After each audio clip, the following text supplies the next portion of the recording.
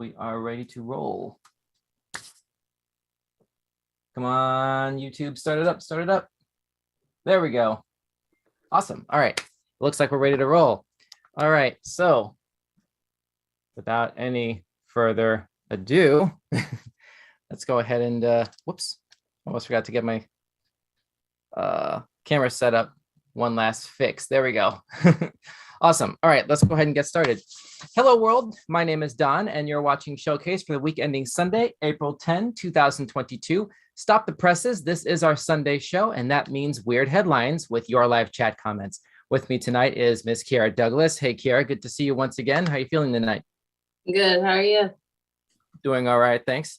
Yeah, it's been a while since you were last with us on one of these shows. You've been doing all right overall? I'm good. I've been good.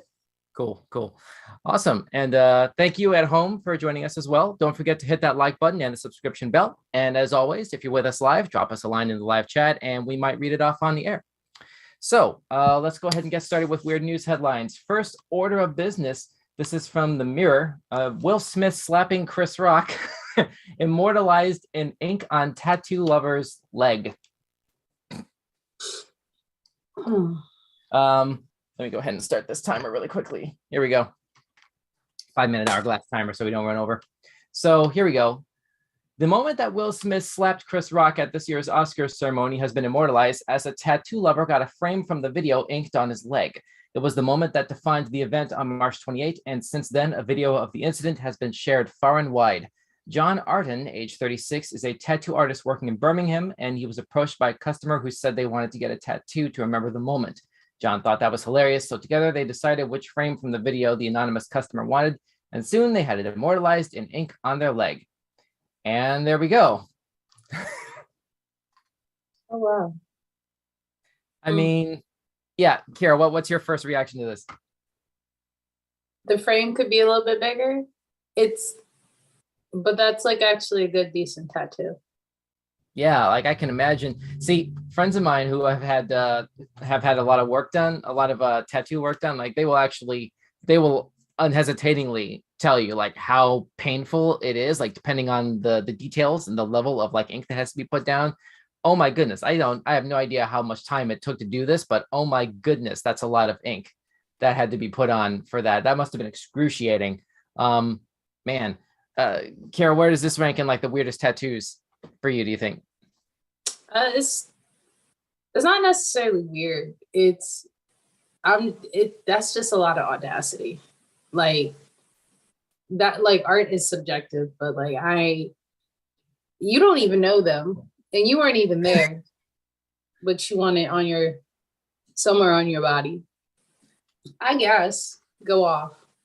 I guess, yeah. That's one way to put it, definitely. It's a waste of money. But sure. Let's see. John, who completed the tattoo on Sunday, April 3rd, said, I thought, let's do it. It's hilarious. It's a weird, interesting, and crazy thing. I don't think there's a right or wrong side. It's just an interesting thing some celebrities have done. What? Hit each other on the Oscar stage? We're calling that interesting now. That's an unexpected adjective to put there, but okay. By the way, just for those of you watching on our YouTube feed, the links to all of our sources are in the description, so you can see like the quotes verbatim for yourself there. We are not making that up. Do not adjust your televisions. But anyway, moving on to the next item. Once again, thanks so much for joining us live. Those of you who are with us on YouTube as well as on Instagram, we are live there as well at Weekend Showcase. Let's go ahead and keep rolling into the next topic. Here we are. This is again from the Mirror. Fisherman finds odd creature out at sea that people think is a baby dragon. Okay. Let's see. A fisherman landed a strange catch when he was fishing deep at sea, and after sharing a picture of it online, his followers were freaked out. There we go. As some thought it was a baby dragon. Roman Fedortsov has found some strange things before, including a mushroom-like orange creature, an aggressive-looking anglerfish, and another catch that resembled a donut. And now he shared his latest find, a small fish that's longer than it is wide, and which his followers on social media describe as looking like a baby dragon. He pulled it from the water when he was fishing in the Norwegian Sea, and after sharing an image of his catch online, his followers have been left terrified. Wow. face only a mother could love right there. Like that looks like eyes right there in the center. Mm. Good grief. Kara, what's your take? The ocean is a scary place, and you truly do not know what's in it. I don't know what that is, but that's why I don't, you got to mind your business with some things. That coming from the ocean, Yeah. it does look like a dragon. Maybe it does a dragon. That's just. I'm pretty sure not even Hiccup. I'm pretty sure not even Hiccup could train that thing. I don't even. I don't know about that. Like it's funny because I think last week we were discussing some weird footage that somebody was, some Scottish guy I think was claiming was the first like conclusive video evidence of the existence of the Loch Ness dragon or the Loch Ness monster. And it was this weird sort of like shadowy thing that was like just some weird sort of like imperfection in the footage. You couldn't really make out anything really clear from it, but it's one of those things you pretty much have to chalk up to sort of hearsay and like, you can't really claim that that's what it is. But this thing, I mean, goodness, pretty sure not even Ripley would believe that. Let's move on. Let's see. We have a comment from YouTube. Oh, that thing is ugly in all capital letters. Wow. Yeah, that's definitely true. Let's go ahead and move on. Let's see. Next topic. I'm trying to go from the bottom to the top. Here we go. Man gobsmacked after new boss fires him for asking innocent question about wage. Okay. Let's see. The anonymous man posted a supposed text message exchange with his former boss on Reddit, according to the Daily Mail. The screenshot appeared to show him asking how often he'd get paid, which his employer said was bi-weekly. The man, who applied to be a children's tutor, followed up by asking for the date of his first payday, but this appeared to cross a line. He began, quote, "I changed my mind. I would hire someone whose desire is to work with the company." Let me see. Hang on. Now, if I remember right, this is like green is yourself, and then gray is the receiving party, I guess, right? Is that usually how that works with iMessage? Yeah. This looks like iMessage. Well, it's iMessage in the sense that you're texting somebody who has an Android. Well, because iMessage, if it was another iPhone, it'd be blue. Yeah. That's true. So yeah. Okay, so I guess then he's white, and then like the Android, the boss's phone is green. Anyway, let's see. I'm sorry, I don't understand. I do want to work with the company, but pay information is important for me to properly budget bills. And then the person says, "No problem, you carry on. I'm looking for an individual who is willing to work with the flow, with the environment, but your priority is only pay. And I'm not looking for any candidates whose priority is only pay. You didn't ask me about any other staff, uniforms, etc. You've been only asking me pay, so I'm not interested in such a candidate." And then the response: "My priority is tutoring, but I also have to be able to afford food and shelter. I only asked about that's right. Yeah. That's it. I know that's right. I only asked about pay because I was so nervous at the interview that I forgot to, and my wife reminded me. My priority is helping children learn. I can't do that very well if I don't have money for gas, food, and shelter." Oh my goodness. And then look at this. The context at the bottom of that last screen grab says he was fired then and there. Oh, see, this text exchange is toxic to me. This almost reminds me of the sort of exchange that would happen with like, how do I put this? With like an online dating sort of thing where you're sort of getting to know the person, and then like one side of the conversation asks like what might be sort of an innocent question, but it's worded awkwardly or sussly, I guess, basically. So like the other person is kind of, the receiving party is sort of off guard by it. You know what I'm saying? Mm-hmm. So it's like, how do you like sort of recover and course correct the conversation? But even if you do, this awkward thing has already happened. So how can you trust that the vibe of the conversation has really moved on past that? Like, Kara, does that sound familiar? I think you just have to acknowledge it and move on. But like, this is an important question. Like, that's just capitalism being capitalism. If you hire me, I'm gonna ask you how much I get paid. I don't know. That's right. He said, "Listen, I like tutoring, but you also have rent to pay. I also need to eat." Like, absolutely. And that's a red flag. I hope he got a better job. That's a whole red flag. If you can't tell me how much money I'm making without you trying to gaslight me into thinking I'm a terrible person, then I don't need to work there. I don't. Definitely. No, sir. It's not even over there. The rest of the story says the hiring party told him not to bother coming in for a shift at 3 p.m. that afternoon as they previously planned. Yeah, that is God. And then the rest of it kind of like recounts what we already read off on the screen grab, I guess. But yeah, this is one of those like communication kind of issues, I guess. That's just a toxic conversation. He tried to fire him underneath insubordination, and I would have called HR. Oh, definitely. That's a definitely. Yeah, definitely. Let's go ahead and move on. Next topic is my brother refuses to go to my wedding as I asked him to cover his rude tattoo. I guess we're sort of going full circle back over to ink adjacent topics here tonight. Mm-hmm. Mm-hmm. Let's see. Ahead of her special day, a bride-to-be claims to have asked her brother to keep a particularly naughty tattoo covered up during the ceremony and received a furious response. According to this unnamed woman, her brother has always had a pretty wild look, often switching up his haircut or color or getting a new piercing or tattoo. He's previously sported a mullet, buzz cut, and a mohawk, and she usually doesn't mind his out there appearance at all, reasoning that it's his body and therefore his choice. However, she feels that one of his many tattoos may look a tad out of place at her picturesque beach wedding and had hoped that he would keep it hidden just for one day. I'm not sure what that is. I'll be brutally honest. It's hard to make out from that. Is it his back? Yeah, it's, or maybe like because of this publication, I guess maybe this publication standards and practices, like they can't show the full thing, so they just allude to like the top part of it, I guess. But like this isn't really, it's kind of blurry. I don't know what it is. I don't know. But anyway, talking to Reddit, the frustrated bride explained, quote, when he was in college, my brother drunkenly got a vagina tattooed on his chest. Wow. As it's a beach wedding, the groomsmen will be wearing slightly open button-down shirts, and so the tattoo will be visible. I asked if he'd be willing to cover for my wedding and got immediately offended, saying it's his body, his choice. He's now refusing to attend the wedding if he has to cover it. Okay.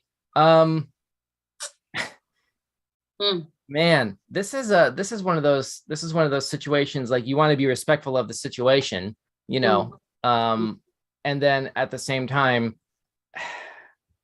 I don't know. I'm gonna be devil's advocate. Okay. If essentially he doesn't have his whole chest open, then it wouldn't be a problem. Like, if you're saying the chest is slightly open, then maybe you wouldn't know that it's a vagina, depending on the tattoo. So, like, to be quite honest with you, he could still have his chest. He's not going to be shirtless. So it's like how far down? Yeah. So it's like if it goes to, yeah, if it's slightly open, you know, if he's not showing his titties, then he's all right. I feel like. Mm-hmm.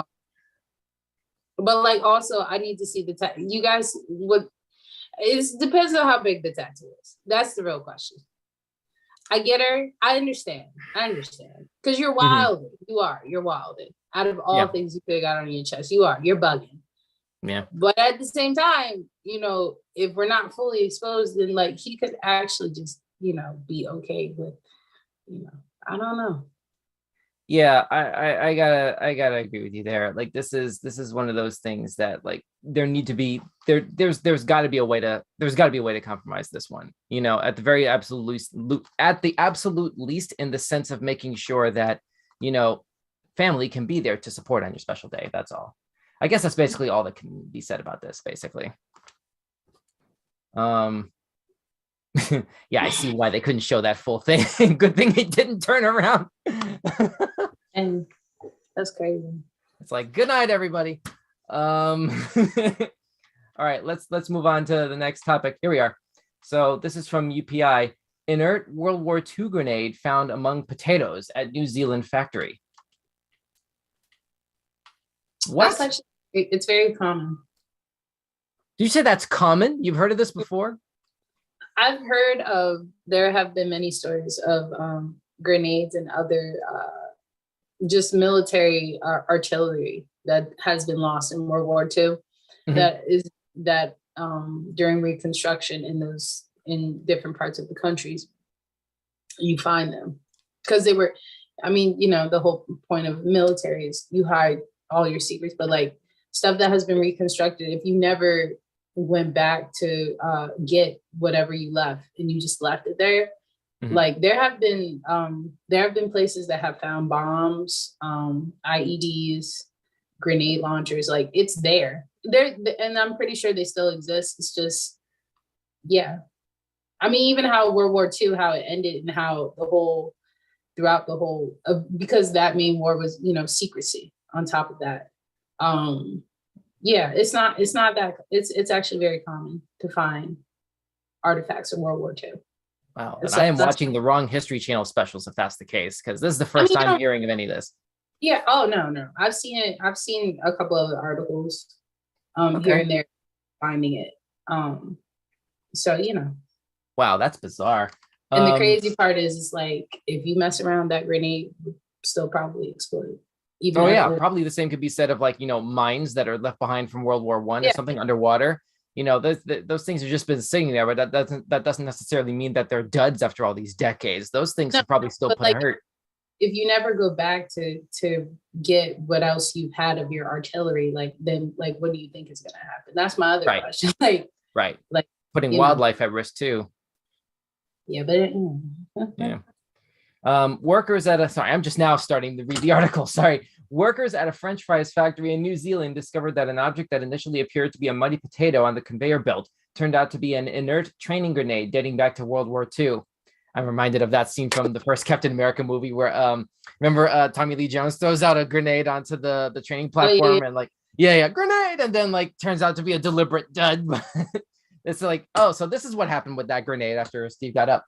Night shift employees at the Mr. Chips factory in East Tamaki, an Auckland suburb, said 28 tons of russet potatoes were delivered to the facility from a farm in Matamata. I'm not sure if I'm pronouncing that right. But Richard Tarukura was monitoring the conveyor belt at the potato reception area of the factory when he investigated what he thought could be a muddy potato or an oddly shaped stone. Tarukura cleaned some of the mud from the object and showed it to a coworker who said it appeared to be a grenade. Roland Spatales, the factory's operation manager, told stuff.co.nz, quote, "It looked very much like a muddy potato originally. The guys were really calm and collected, and they reacted in an extremely professional manner," end quote. Wow. So this is now I'm looking at this image and looking at this like a Where's Waldo sort of thing, where it's like you gotta sort of, one of these things is not like the others. One of these could very easily be an inert training grenade from 80 years ago. I don't know. Kiara, any last thoughts on this before we move on? I think that's cool. I would, I'd mess around and keep the grenade. That's what I would do. But, YouTube comment, grenade among potatoes? Jeez. Yeah. I mean, at least nobody died. Well, it was inert. Well, I guess they didn't know from looking. That don't mean nothing. Because if it was me and that's me coming to work every day, I'd probably, do my job and just throw potatoes. And then one of them is not a potato, and then we end up dying. So yeah, unpleasantness. Let's move on. Thanks so much for joining us live. Those of you who are with us on YouTube or on Instagram at Weekend Showcase, don't forget to drop a chat in the comment feed and we might incorporate your feedback into our conversation. And don't forget to smash that like button and notification bell. Let's move on to, I think we have a few left. Oh, we have quite a few left. Let's see. This is back over on the mirror again. Stan the flying dog. Okay. Has no fear paragliding with owner and just enjoys the view. This sounds like something that should have a YouTube clip attached to it. Let's take a look. Hang on. Flip that around. All right. Yay, there's a video. Video loading. Will it load? Say again? Video loading. Yeah. I'm getting what I'm saying. Yeah, I didn't catch the accent. Man, it doesn't look like that's going to load. Shoot. Oh, well. Well, like I was saying earlier, we have the links for all these stories in the description of this video down below if you want to check it out later. But here we go. Is it a bird? Is it a plane? No, it's Stan the flying dog paragliding through the sky. Adventure-loving Stan, quote, doesn't like being indoors for too long, end quote. And instead prefers to jump from cliffs with his owner, Alex Colbeck, 34, from North Yorkshire. I guess that's who they're quoting there. The 6-year-old miniature schnauzer has his own custom-made doggy harness that allows him to see spectacular views from high up. There you go. Sunglasses optional. Let's see. The daredevil pup isn't afraid of heights and loves people watching, though often gets a little too excited midair when he sees squirrels. Alex said, quote, I thought that riding in a car, boat, or other transport must be equally strange for a dog. So why not try paragliding? End quote. Yeah. Man, this definitely takes it up a notch, or several, I guess, from that stereotypical dogs always love to like put their head out the window of a car, that sort of thing. But then it's like, this reminds me of like, why do dogs even do that? Like I've always kind of like wondered that, like do their faces always get like overheated the most, I guess, because like dogs don't have sweat glands. So like that's why they're panting all the time. But is that like the best, most efficient way to, I guess, cool their heads off, is just to like anytime they have the opportunity to get in front of a strong breeze, do it? I don't know. I think maybe it's just because, I don't know, it's fun to stick your head out of a window. I don't know. I don't have that answer. That could be a scientific reason. I mean, dogs have a lot of hair, so they're always hot. So I don't know. That's valid. Have you ever stuck your head out of the window just for a split second, just to like see what it's like? I used to do it all the time when I was a kid. Really? Yeah. Wow. I gotta admit, I gotta confess, like I actually tried that like a couple of times. I had to get I sometimes I use these kinds of sunglasses, this kind of design, but I also had years ago I used this wraparound style of sunglasses. That was the only way that I could do it, so that like air wouldn't slip in past the sides of the lenses and like mess with my eyes. So like that was the only way to do it. I had to practically have goggles on to do that. But it's cool. I mean, it's not. I like sticking my head out the sunroof. That's my jam. Well, like this? Yeah, but like do that because you'll die.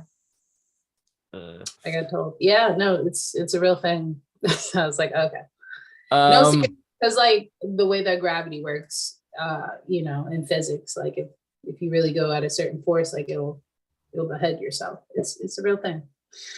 But okay, we're gonna go ahead and put that in the category of not covering that this week. I suppose. So let's see. Here we go. Alex, an IT contractor, continued, quote, Stan is used to being around paragliders launching and landing, so the sights and sounds don't faze him. I introduced him to his harness, which securely fastens to my own harness on a few occasions before he went flying. Then on his first flight, I clipped him in and off we went. I was watching him closely and praising him the whole time during the flight, and I could not see any sign of fear or anxiety.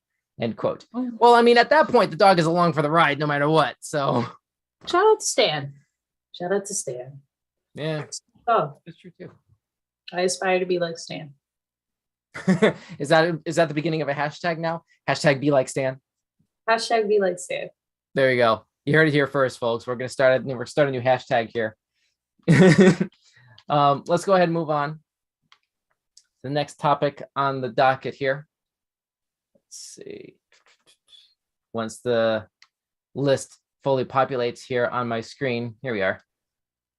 Okay, next item is driver rescued after car gets stuck atop trash compactor in Maine. Holy crap. Just this picture alone is like, how does that even happen? Hang on a second. Let's start here. How in the world does this even happen? Are you seeing this right now? Yeah. I don't know. That wrong turn at Albuquerque.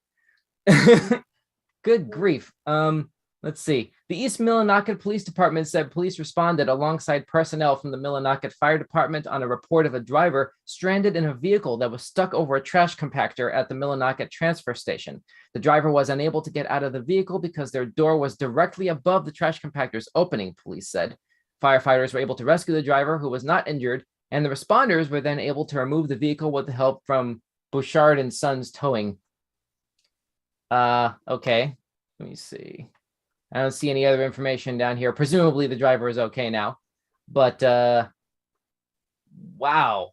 It doesn't say anything about how in the world this happened. This is one of those, see, I gotta say, I don't like stories like this, or at least stories that are presented like this, because this is one of those things that it just glosses over so many details. Where was the driver drunk? Like, well, what? Like, hold on, scroll down more. Scroll down. Scroll down again. Oh, okay. Made wrong turn at the garbage dump. Okay, there you go. But like, let me see. What else? What are you looking for? Isn't there the option to read more right there? This is no, I can't click on it. There are other stories down here that are totally irrelevant. So like that's what Okay. that is. It just goes down to other things from there, ads and stuff. Well, you made a wrong turn. So At Albuquerque, I as don't it know. were. We made a wrong turn. Yeah.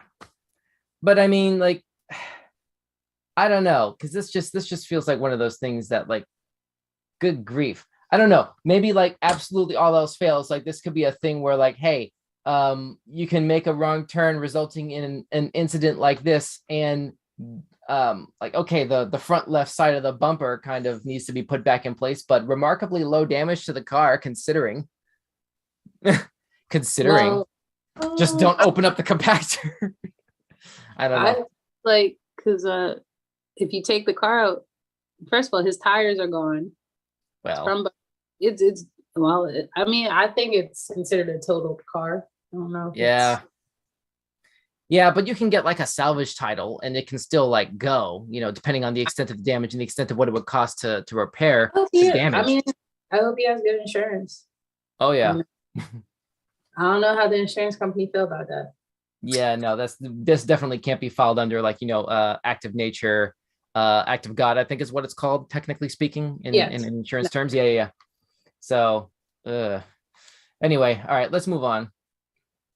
Once again, thanks so much to those of you who are tuned in live via Instagram at Weekend Showcase or at our main place at YouTube here. Let's go ahead and move on to the next topic. This is from the Mirror again. My husband wants to name our baby after a serial killer. Why? A lot of people do that. Well, that's why people have, they like, if they really appraise serial killers, it's in memory of momentum. In memory of a serial killer? Are you serious right now? I've heard people have done that with Ted Bundy. There have been women who named their kids after Ted Bundy. Is that supposed to be better? Is his case supposed to be better? It's not. It's just, it's the whole, depending on the serial killer, it's like you think they're iconic for what they did, whether it's bad or a good thing. It's like people naming their kids after celebrities. No, it's not. Celebrities don't kill people. Well, we'll see what happens with Alec Baldwin. So a mom-to-be has revealed her husband's idiotic name suggestion for their baby. In a post on Reddit, the anonymous woman, 35, explained that she and her husband, 37, are expecting their first child. Having struggled with infertility and miscarriage in the past, they are, quote, overjoyed, end quote, to say they are finally going to be parents. They had planned to wait till the birth to find out the gender, but a disagreement over the baby's name may mean they have to find out early. Recently, her husband's granddad, who he absolutely idolized, passed away, and understandably, he is devastated. She explained, quote, as such, my husband has suggested that we name the baby after Grandpa. Theodora if it's a boy, Theodora if it's a girl. Either way, we will call them Teddy or Thea, respectively, end quote. Oh, yep. Here we go. The mom-to-be has no qualms with these names. Huh? Go ahead, continue reading. But this is what I mean. Go ahead, continue. You already read ahead? All right. Yeah. The mom-to-be has no qualms with these names, but when it's paired with their last name, that there's an issue. She revealed, quote, the issue is that our last name is spelled Bounde, pronounced Bundy. I told you, man. I asked my husband, do you really see no issue in naming our kid Teddy Bundy? You don't think that would raise any questions? End quote. And it goes into detail. For those who don't know, Ted Bundy, he was an American serial killer who kidnapped, raped, and murdered numerous young women and girls during the 1970s, which explains why the mom wouldn't want her child linked to him. Her husband didn't see the issue, though. I'm telling you, man. I'm telling you. It's a common thing. But it's no different than people who make like Instagram and fan pages of serial killers. Like, listen, if that's not a mental illness, I don't know what is. But listen, it's a common thing. It's not the first time I've heard of people doing that. Like people literally, they do that because they think it's like cool, What? But so what's another example of something that you've heard of? Like, even with Charles Manson, like during his, and Charles Manson, that man, he was creative in how he's considered a serial killer, even though he didn't really kill anybody, by textbook definition. But like during his whole, during his trial and praise, like a lot of women, they love that man. They want to have kids with him. And when they had children, You have people like fighting for his case, thinking that he was innocent, and they named their kids after him. Wow. That explains why all those that explains why we always have all these true crime documentaries that are always like top 10 or top 5 viewed or whatever it is on Netflix. Even with Ted Bundy, like you had a bunch of women writing letters to him in jail and, oh, I want to have your baby. I mean, his wife, the woman that he married, that was a woman, she was against him and called him a killer. And then somewhere in the trial and case, when they started writing letters, she fell in love with him, you know? So it's not that far off. It really isn't. Like, and it depends on the killer. Usually it's serial killers who are so good looking that because you're attractive, that is the excuse and really the glass that you use to say, oh, well, he's not that harmful of a person because somebody that good looking really can't be that dangerous, which is truly psychotic. But go off. You know, we have some comments from YouTube. We have a Marshall saying it, writing in, she's cute, talking about the baby in the picture, I guess. I can't tell what this is. Fidele, Fidel, and then Cordone, Cordone. I don't know what those comments are in reference to. Sorry. Yeah. If you're still here, like, please be a little bit more specific what your comment or question is there, where we're not clear on that. Kiara, go on. It sounds like you were talking about basically like handsome serial killers, I guess. Yeah, like serial killers, like famously known serial killers, like even with Ted Bundy in his case, like the reason why he's so iconic is that the way that he was portrayed throughout his trial and his whole story is that you didn't focus on the violence of what he did to these women. You literally said this man is too good looking and too educated to kill people. Like, you're more interested in physical attributions and the fact that of his background and his looks. And that overshadows the fact that that man was a demented person that was out here killing and raping women for his own enjoyment. Like, it just goes to show the play on media. Like, even people knew what he did. And you still, because he's so good looking, or, I guess of his face and his charm, like that's the excuse. And you want to name your kid after it. It's what you think is edgy, and it's not. Because like the crazy part is like when you name your kid a name that you think is cool, your kid has to live with that.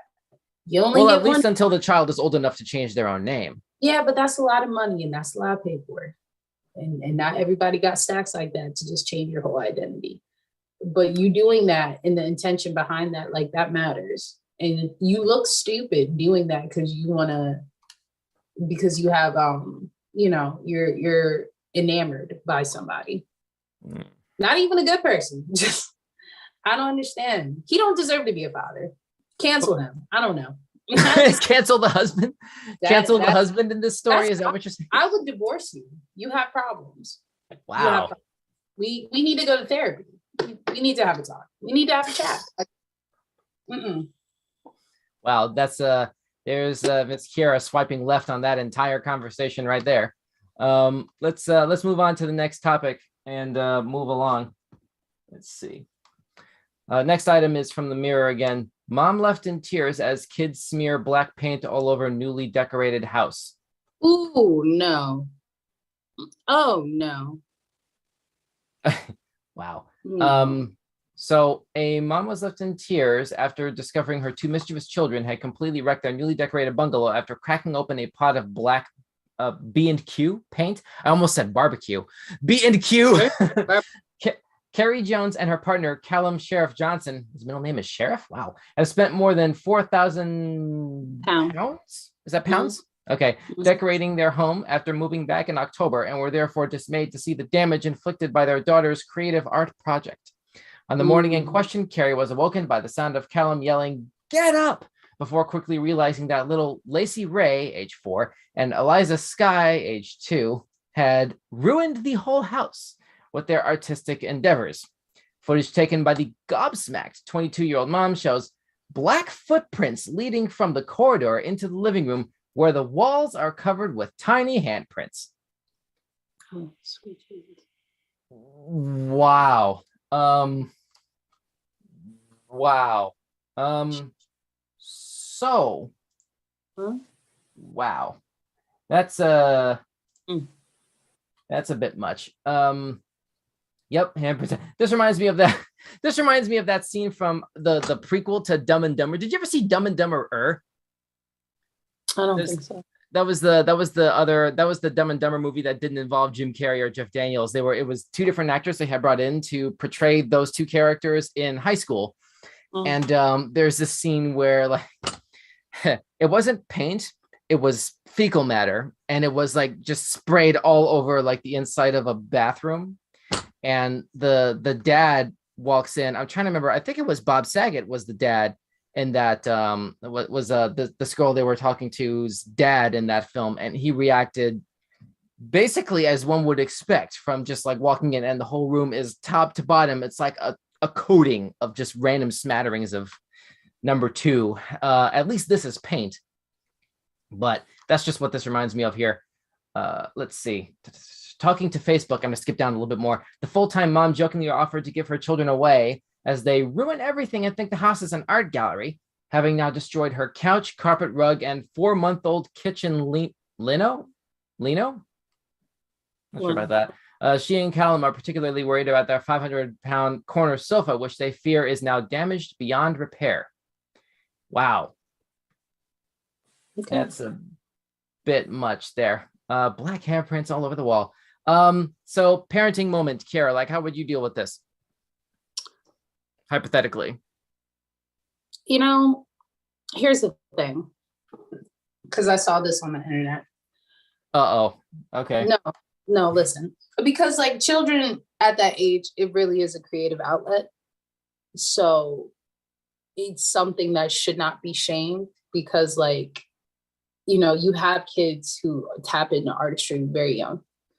And for them, if they see a blank canvas, then that's what they want to do. Like I've seen countless of videos of parents, like their kids will draw on the wall and then they just turn that wall into a mural, which I think is cool. However, actions do have consequences. My number one question is how did they get into the paint? It's a really good question because you're 4 and 2. So cognitive skills and you guys can barely talk. I don't know. I feel like with this, there's no way that they can clean it. I feel like you should, talk to them and make them paint over the wall. As for the furniture, there's really nothing you can do about that. But they're children. Like, the 4-year-old is the one who probably initiated this because the 2-year-old doesn't know what they're doing. They're 2.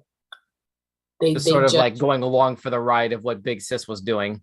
Presuming it was like, we don't know who instigated it. That's the other thing. We don't know who initiated it. 2-year-olds, they just realize like they exist in the world. Like there's not many 2-year-olds who have that type of cognitive awakening. Yeah. They're 2. But a 4-year-old, sure. But I would make them like paint the wall. But for the furniture, there's really not much you can do about it. Like, you're just gonna have to take that L and get in furniture. That's really what it is. Like, but I think it's something that should be talked about. I feel like I would keep the wall and just use that as a mural. That's just me and my 2-cent opinion. Because they're gonna do it again. It's not the last time do it. So, but I feel bad because they're newly parents and they put a lot of money into that and that hurts. Like I can understand being furious and wanting to beat your kid. The mom says, quote, "You can see the handprints on the couches and it's blackness from underneath it. If we can't get it off, throws aren't going to cover it. My daughter was doing hand printing in school, so she clocked on and thought she could do the wall. I couldn't believe she was able to open the paint. I was gobsmacked.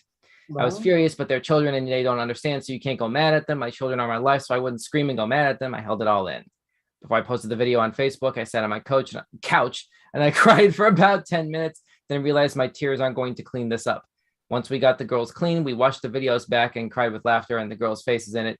Lacey Red looked like she was saying, this is just our artwork, Mom. That's what I'm saying. Like, for them, like it's arts and craft. Like, and that's the hard part because like you really can't. If she was like 8 or 9, sure, totally different story. But really, this is just exploratory territory. If that's what you learned in school, you're going to take that with home and you think that you can do that at home. Like it's the honest truth. I hope that they, I hope Learn somebody from this. learn from it, and maybe somebody in the bottom of their heart might cash out the money to give them a new, but like, they're kids. That's the risk that you have with children. Mm-hmm. Yeah, they don't come with a warning label or an instruction manual. And like when you start a family, these are things that you have to sort of prepare yourself for at a not just at an emotional level, but at a psychological level. The capacity you have to have for holding it in when your child inevitably does something that royally causes damage. Like you can never really be prepared for that, but you love your kids. So but I would keep the wall. I think we have 2 left, and then we got to shut this down. Next item is from the Mirror. Adorable puppy becomes best friends with kittens and sleeps next to them. I wouldn't put this as weird so much as another like awe kind of thing, Well, it's all because the whole dogs don't like cats and cats don't like dogs. That's all. Yeah, but this isn't Tom and Jerry. I mean, at a certain point, well, anyway, let's see. It starts off like that. This adorable friendship between a puppy and a trio of rescue kittens proves that people needn't fight like cat and dog. There you go. 1-year-old pup Popsy has always got on with cats and kittens, but this bond was like no other. Owner Catherine Walsh, age 60, from Wapping, London, regularly fosters for the animal charity Battersea and has taken in several sets over the years. But when she took rescue kittens Fawn, Hera, and Ralph into her home on March 14, she was shocked by their reception. The 4 friends instantly became inseparable and did everything together, from playing to eating and sleeping. There you go. That's nice. Yeah. The cute pictures show just some of the precious moments the unusual gang shared together before the kittens eventually had to return to the rescue shelter last week. And there you go. There's your daily recommended dosage of serotonin. Cat footage. Yeah, serotonin. Sure, there you go. Hashtag serotonin. Hashtag serotonin. Hashtag be like, what was the dog's name again? Trying to remember. Sam? I don't remember. Crud. We'll have to go back and revisit that before this shuts down, hopefully. Anyway, Popsy isn't the only dog to have formed an unlikely friendship this week. Ted the farm dog has stepped in to help feed orphaned lambs. The Black Labrador jumped at the opportunity to balance the bottle of milk between his teeth while 6-year-old lamb Frank suckled. What? That feels like this. We're going to go too far into a rabbit hole if I click on that link, but the links are, I guess that's probably linking to a different story that's talking about this particular instance separately from what we got linked to here with the first puppy. But we have links for this and all the other stories we've discussed tonight in the description of this video right down below on YouTube. So if you're inclined to click further into that, feel free. Let's go ahead and move on. I think we have 1 or 2 more tonight here before we gotta shut this thing down. Last one. Okay. Teenagers message in a bottle seeking boyfriends found after 56 years. Wow. Interesting. I guess don't tell grandpa. That grandma's message from imagine if that was the hang on a second, let me go ahead and actually read this before we start taking it apart. Hang on. Members of the Scunthorpe litter pickers group said they found the message in a bottle while cleaning up around the Humber estuary in South Ferriby, North Lincolnshire, England. The group members opened the bottle and found a note written by 15-year-old friends Jennifer Coleman and Janet Blankley. The letter, dated August 9, 1966, asked any single boys over the age of 16 and under the age of 18 to write back. Wow. Tracy Marshall, a member of the litter picking crew, was able to find Coleman on Facebook. Coleman, who moved to Australia after finishing school, said that's a typo, said the location where the bottle was found was only a few yards from where she and Blankley launched it. Coleman told the BBC, quote, "I think it must have gone out a little way and then came in on the next tide," end quote. Coleman said she isn't in touch with Blankley anymore, but she was absolutely amazed to learn their letter had been found. Marshall said the discovery was a first for the Scunthorpe litter pickers. She said, quote, "We found all sorts of weird and wonderful things when we're litter picking, but we've never ever found anything on the scale. It's just brilliant," end quote. Wow. So, Yeah, like I was saying, definitely. Oh well, here's a YouTube video. But before that, Kiara, what's your reaction to this? I think it's sweet. It's crazy because like writing letters and communication, specifically like back in those times, like there was a lot of people who had a lot of secret relationships, and you would never know because like technology didn't exist. So it really was a sign of the times if you were in love and you could keep it a secret. I see stories like this sometimes on the internet, like people who find letters and lock boxes and stuff like that. I think it's cool, you know. It's definitely a treasure and it's definitely a story. And it's something that I think is special. And it will never happen in this today time. But I think it's cool.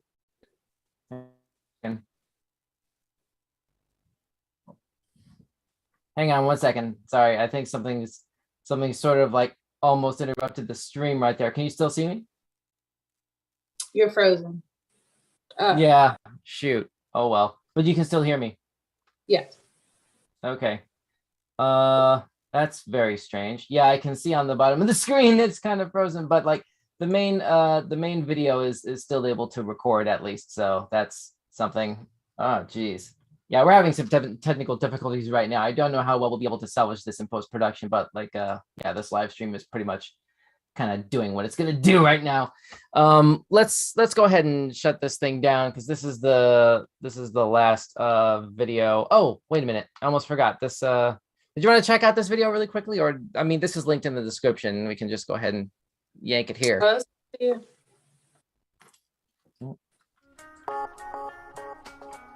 When you send a message in a bottle, you imagine it will wash up on a desert island or some distant land. But that wasn't the case for Jennifer Coleman from Grantham. While visiting family in North Lincolnshire in the 1960s, Jennifer threw the bottle into the Humber estuary that was finally discovered this weekend. Wow, that's the best find we've ever had. We find all... Uh-oh. Sorry, hang on 1 second. Can you still hear this? No, I can't hear. Oh dear. Hang on. We're having some technical issues here with this particular video. The whole group of people that were here on Saturday were very excited. Tracy managed to track down Jennifer, who ended up emigrating. You know what? That's fine. Yeah, this isn't very stable right now. It's fine. We already basically read through this thing. It doesn't look like there's anything really new of consequence in here. But I just got to say really quickly, before we like get out of this particular topic, I think, is this like the beginning of like, geez, what is it? You know those like Craigslist ads, or not Craigslist ads? Those things that sometimes like people will post in like personals. That's what I'm trying to say. Like personal ads, like No. That sort of thing. No. No. What do you mean personal ads? Well, because that's basically what the message was. It was asking for like this was a couple of teenage girls trying to find other teenage, trying to find some teenage boys. It's like on Twitter when people like take a picture of a stranger and then like, I need you guys to help me find this person. Yeah. Like the missed opportunities thing on Craigslist, the missed networking. Okay.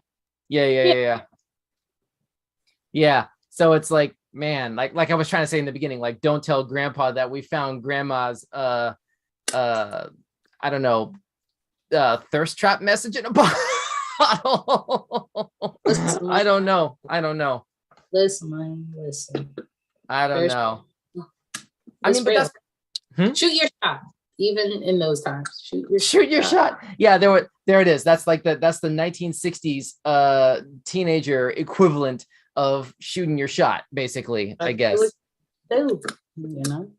Yeah. Anyway, all right. Let's go ahead and back out of this and shut this puppy down. What? Oh shoot! I'm trying to remember what was the name of that the parachuting dog that we were talking about earlier. Those were the two hashtags that we were discussing. Hashtag be like what was it? Stan. Hashtag, there it is. Yeah, I see it here. Okay, so it's hashtag be like Stan, and then hashtag serotonin was the other hashtag that we are introducing tonight. There you go. So before we shut down, Kiara, what was your favorite story tonight? I'm gonna say probably the dude with the chest tattoo.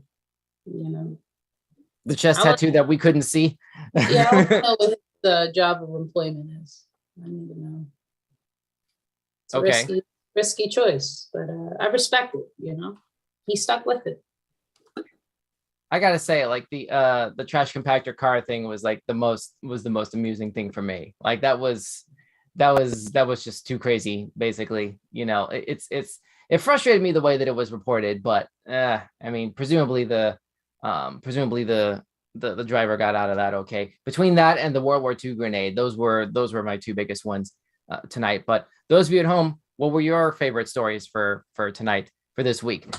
Drop a comment down below to continue the conversation, and visit any of our social pages. We're at Weekend Showcase everywhere, including at TikTok. Those of you who are active there, don't forget to drop by there. We're getting pretty active over there now. We pulled in like something 18,000 views, like literally just within the last few days. So definitely might want to check that out if you're active there. And we will see you right here. Same bad time, same bad channel. Actually, a little bit later, excuse me, on Friday, because our Friday shows are a little later. Friday, we're live again at 8:30 p.m. Eastern, 5:30 Pacific for another new trailer reaction show. Hope to see you then. And thank you, Kiara, for joining me tonight. Anytime.